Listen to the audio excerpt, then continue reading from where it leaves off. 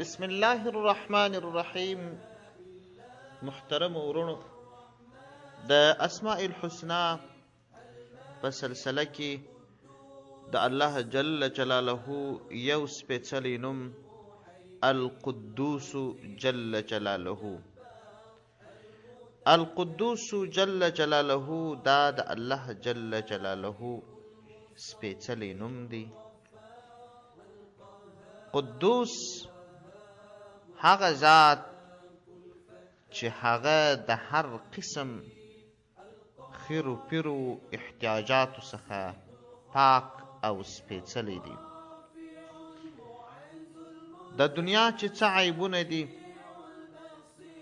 او د دنیا چې څه کمیانې دي، هر کمی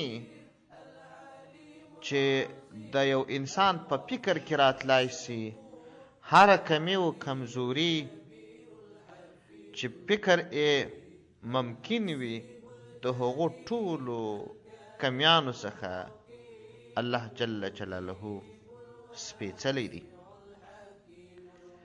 دغه سپیڅلی نوم د دې یادونه په قرآن عظیم شان کې سوې ده. د سورة حشر 23 نمبر آیت دی. الله جل جلاله فرمایي: هو الله الذي لا إله إلا هو الملك القدوس السلام المؤمن المهيمن العزيز الجبار المتكبر.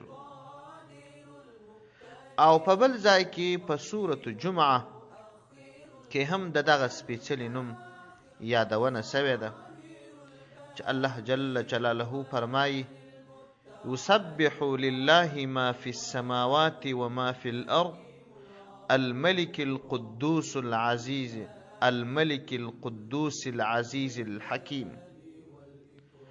او همدا ډول په احادیثو کې هم د دغه سپیڅلی نوم یادونه سوې ده. مسلم، ابو داود، نسائی یو روایت را نقل کړی دی چې روایت کوونکې عایشه بیبي رضی الله عنها ده. دا مبارکه فرمایي: ان النبي صلى الله عليه وسلم كان يقول في ركوعه وسجوده سبوح قدوس رب الملائكة والروح.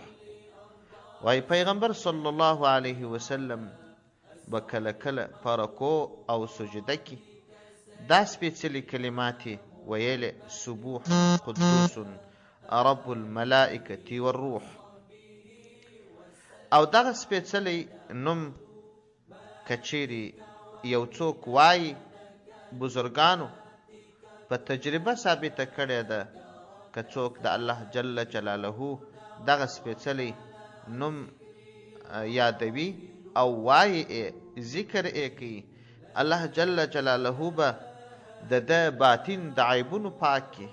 کله نا کله په انسان کې عیبونه وي، خو په هغه عیبو خبر نه وي، یا په خبر وي لري کول د دې عیبو ورته ګران کار وي. د الله په قدرت به دی د دغه عیبونو څخه پاک سي. والسلام علیکم ورحمة الله وبرکاته.